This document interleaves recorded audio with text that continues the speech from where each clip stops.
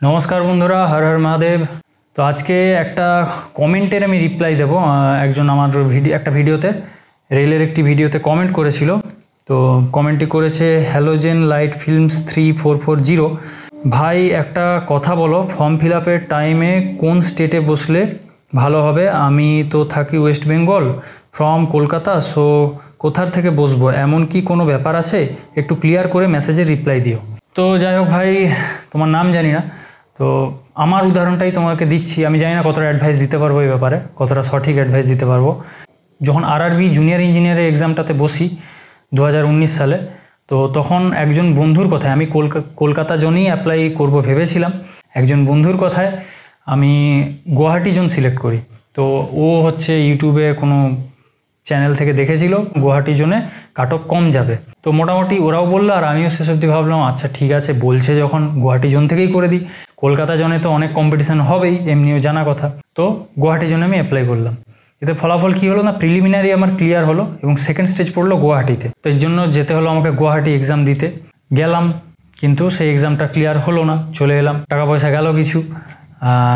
শেষ অবধি কী দেখা গেল, যতটা মনে পড়ছে যে কলকাতা জোনের কাট অফ আর গুয়াহাটি জোনের কাট অফ মেবি খুব কাছাকাছি গেছিলো, বা কলকাতা জোনের থেকেও এমনকি গুয়াহাটি জোনের কাট অফটা একটু বেশি হয়ে গেছিলো মনে হচ্ছে। আমি এখন শিওর নই, অনেক বছর আগেকার কথা, 2019 সাল। তো ঠকে গেলাম। যাই হোক, 2019 সালে যে গ্রুপ ডিটা অ্যাপ্লাই করেছিলাম, মানে যেটায় আমি এখন জব করি, তো সেইটা কিন্তু আমি অ্যাপ্লাই করেছিলাম আমার সাউথ ইস্টার্ন জোন থেকে। ওখানেও অপশান ছিল জোন হিসেবে, zone wise south eastern zone, eastern zone. Eastern জোনে ভ্যাকেন্সি অনেক বেশি ছিল, 11,000 ভ্যাকেন্সি ছিল আর এখানে মানে টোটাল।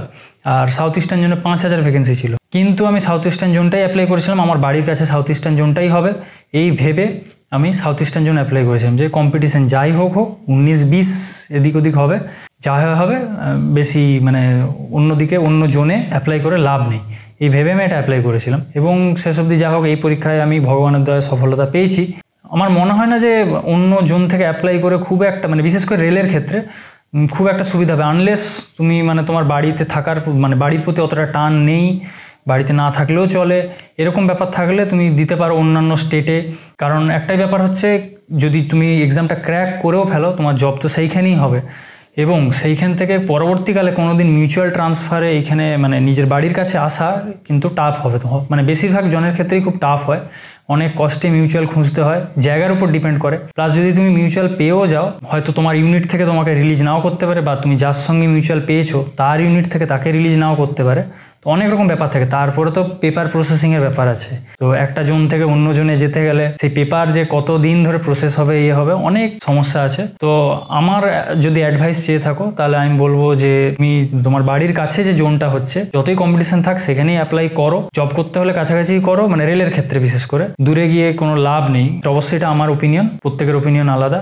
এবং যদি দেখো যে বাইরে করতে কোনো অসুবিধা নেই, তাহলে সেরকম জোন থেকে অ্যাপ্লাই করো যেখানে তোমার মনে হচ্ছে যে কম্পিটিশন কম হতে পারে, কাট অফ কম যেতে পারে। আমার জবটা বেশি দরকার, পরবর্তীকালে আমার লাইফ কেমন হবে সেটা নিয়ে আমার অতটা মাথা ব্যথা নেই, তাহলে তুমি বাইরের জন্য অ্যাপ্লাই করতে পারো। এইটাই হচ্ছে একদম সিম্পল হিসাব। তোমার কাছে যেটা প্রায়োরিটি, যে মানে তোমার একটু লাইফও দরকার বা কিছু, তাহলে তুমি নিজের কাছাকাছি থেকো, মানে বাড়ির কাছাকাছি অ্যাপ্লাই করো। আর তোমার যদি মনে হয় জবটাই আমার কাছে বেশি প্রায়োরিটি, অবশ্যই তুমি বাইরেও অ্যাপ্লাই করতে পারো, বাইরের জন্য। যাই হোক, এটাই আমার ছিল অ্যাডভাইস। কতটা হেল্প করতে পারলাম জানি না। দেখো এবার কোনটা থেকে তুমি এর পরবর্তীকালে যা যা ফর্ম বেরোবে অ্যাপ্লাই মানে করবে, তোমার ডিসিশান, বা যারা দেখছো তোমাদের ডিসিশান। যা উত্তর দেওয়া হয়ে গেছে। ভিডিও ভালো লাগলে অবশ্যই একটা লাইক করে দিও, ইচ্ছা হলে সাবস্ক্রাইবও করে দিও। তো চলো, সবাই ভালো থাকবে, মেহনত করতে থাকো, পড়তে থাকো। হর হর মহাদেব।